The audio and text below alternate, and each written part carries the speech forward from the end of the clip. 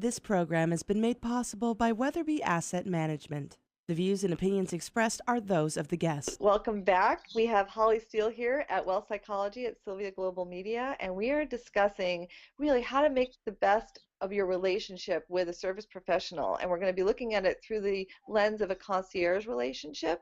And Holly has a new book. Holly, show us your book again. I want to point out to people how easy it, well, say something so you get pop up here. Okay, yeah, oh, okay, great. All right, great. So it's actually a little booklet. You could keep it in your purse, you can keep it in your briefcase, and especially these things at the end that have, now that's a great question because they actually have the situations all written out that you might find yourself in, like I'm asking for directions, or I'm asking for a reservation, or I lost something.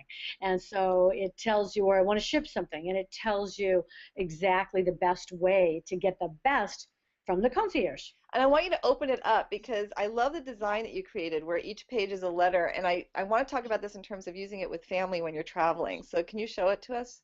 I can. Okay. So, yay! So there's each letter has a story too. Yeah, and I love it because what do we use with children? We use alphabet books, right? And I love that we can then bring it to the whole conversation around how to make the most of our travel and engage the children in doing some research and empowering the parents and being effective.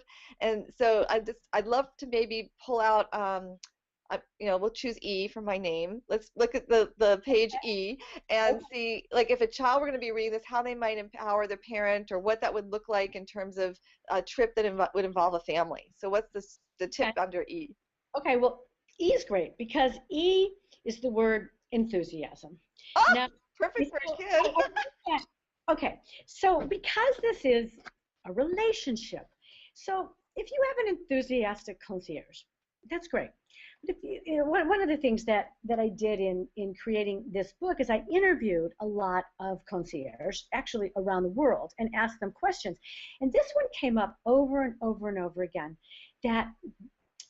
Okay, one of my questions was, what really turns you on as a concierge and really wants to help you serve people, and what turns you off, and what makes you not inspired?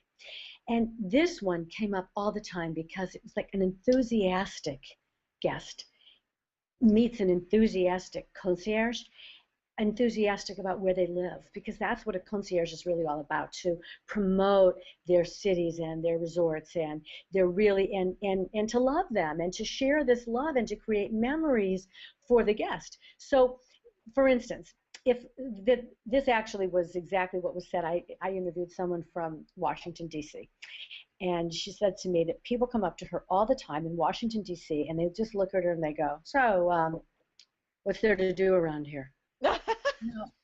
Seriously? No, you work in a busy hotel, you're talking to hundreds and hundreds of people a day, you've been doing this for 18 years, and someone says to you, what is there to do around here in a place like Washington? You are not inspired, I have to tell you. You're like, oh, God. And what that person's telling you in that moment is they're not very inspired. They're, who knows what's going on for them in that moment, why they're there, and if that's their mood when they're coming up to the concierge, heaven knows what their trip has been like, and maybe they feel stuck in that city right then. Or so I can just imagine how that would have like a kind of a buzzkill for the concierge. Well, yeah, that's a great word. It's kind of a buzzkill. Now, the idea that we don't know what's going on in someone's trip and all of that, again, I'm going to say that that's the job of the service professional. That isn't really what I'm talking about so much. What I'm talking about more is do a little bit of research of where you're going. Not a lot. You have to do a lot. You don't have to, do copious notes. But what you were asking, Emily, is about with the children. So children, you're savvy on a computer. You know how to do it. You're going to, somewhere where there's, like, you're going to Washington, D.C. You're going to Washington, D.C. with college kids. Of choices. We need to know, what are you interested in? Do you want to go see, the landmark sites? Do you want to see museums? Do you want to go for walks? Do you want, are you interested in, sort of historical monuments? What is it that appeals to you? Do you just, is it, how old are the children? What kinds of things like that, so that you could look, and then then the concierge could put together an itinerary for you. They could get you tickets. But it's like, where do you even begin in something like that unless you have some information about the people that you're working with? Without it, it's almost like it's so frustrating and it's almost impossible. And yeah, it's a buzzkill. But if someone comes up and says, oh, we just really love American history, so which places would be the best? Then you could even like take the Smithsonian and break it down and say it's like not just like we want to go to the Smithsonian. Well, okay, you could spend days just at the Smithsonian. So what is it that interests you? Is it the planes? Is it, what is it? So that then the concierge can really help you.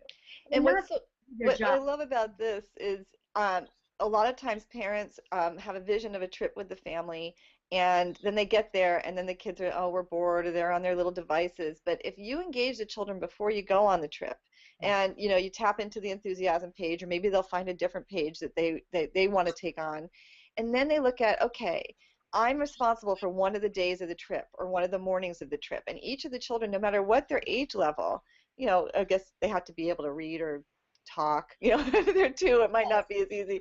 But where they can have a sense of, oh, this is my job. I'm responsible for this one. And then they know they can interface with the concierge before they get there. And they're given that, permission to say, okay, we're really excited. I really want to find out all about the astronauts and the airplanes, and how does that work with the aerospace, and what can you help us with, and then the concierge gets to help that child with that. Is that possible? Can you connect with this concierge before you get there?